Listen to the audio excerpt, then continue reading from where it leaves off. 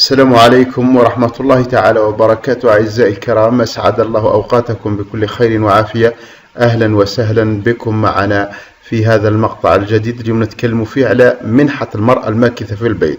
هذه المنحة اللي راهم يقولوا شاعت أخبار وانتشرت على وسائل التواصل الاجتماعي بأن هذه المنحة، منحة المرأة الماكثة في البيت، راهم رفعوها ل 800 ألف سنتيم، وتدخل في الحسابات الخاصة نتاعهم، معناها حسابات منفصلة عن حسابات الزواج تاعهم، معناها ما تدخلش معهم في الشهرية، تدخل وحدها، والمرأة الماكثة في البيت تروح تهزها وحدها مستقلة عن شهرية الزوجة تاعها.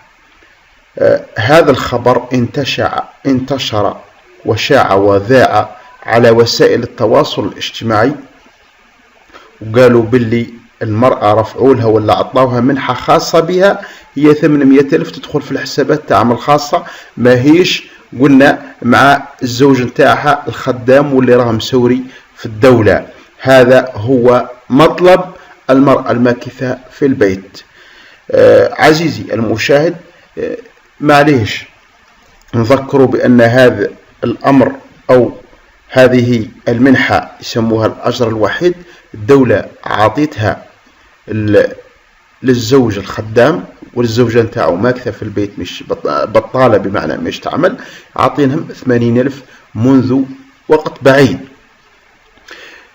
كثر وشاع وذاع هذا الخبر بأن الدولة رايحة تعكف باش ترفع هذا المنحة لهذا النساء أو الماكثات أو المرأة اللي راها ماكثة في البيت ومش خدامة. شاع قلنا وذاع بأن الدولة راح ترفعها. أسكو هذا صحيح ولا ما كانش؟ لحد الآن لا وجود لمناشير أو قوانين أو تصريحات للقائمين على الدولة وعلى شؤون البلاد، لا من وزارة العمل ولا من وزارة المالية. نذكر بأن يوسف شرفة قال الأمور المالية راها تتعلق بوزارة المالية وما تتعلقش بوزارة العمل. هذا من جهة، ومن جهة أخرى بأن رئيس الجمهورية عبد المجيد تبون رفع، أكيد ومعلوم باللي رفع منحة البطالة من 12% ل 15%، بعد ما كانش قاع منحة البطالة، أعطاهم 12% وبعدها رفعها لهم ال 15%. أي هذيك الأيام كثر الحديث عليها قبل لا تخرج، وبالتالي احنا ثاني في هذه المرة ما دام تحدثوا عليها، أكيد كما يقولوا الكبار ما كانش دخان بلا نار. ممكن نسمع هذا الخبر إن شاء الله ويعطوهم هذا المليون ولا 800، وإن شاء الله تدخل لهم في حساباتهم الخاصة ويهنوا الأزواج تاعهم بطريقة أو بطريقة أخرى، بطريقة مباشرة أو غيرها، رايحة تستفيد العائلة من هذا 800. تهني الزوج تاعها في 800 ولا تهنيه في الواجبات نتاعها، ولا تكسيله كاش ما طفل، ولا كاش ما تشري له حاجة، ولما لا كل شهر تدي 800 ألف، على بالك شهرين ثلاثة تولي تصد ليه، تقضي صالحة هي وتصد ليه.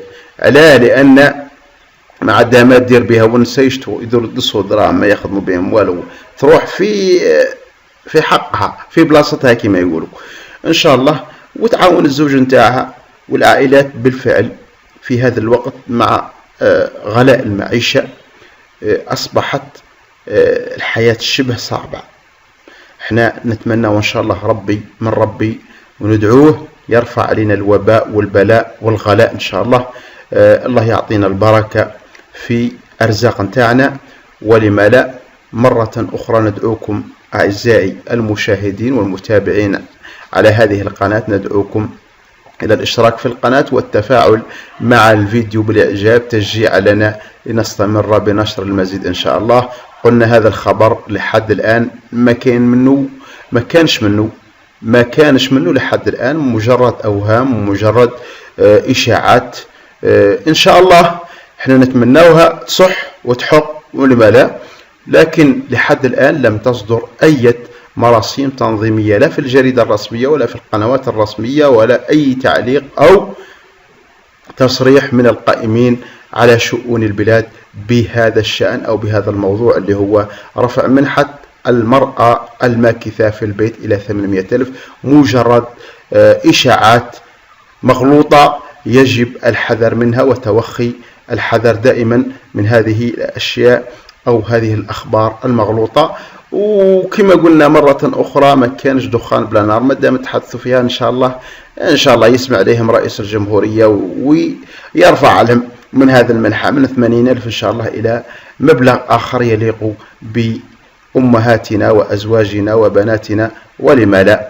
عزيزي المشاهد مرة أخرى ندعوك إلى الاشتراك في القناة وترك لنا بصمتك في تعليق بالأسفل. دمتم في رعاية الله وحفظه.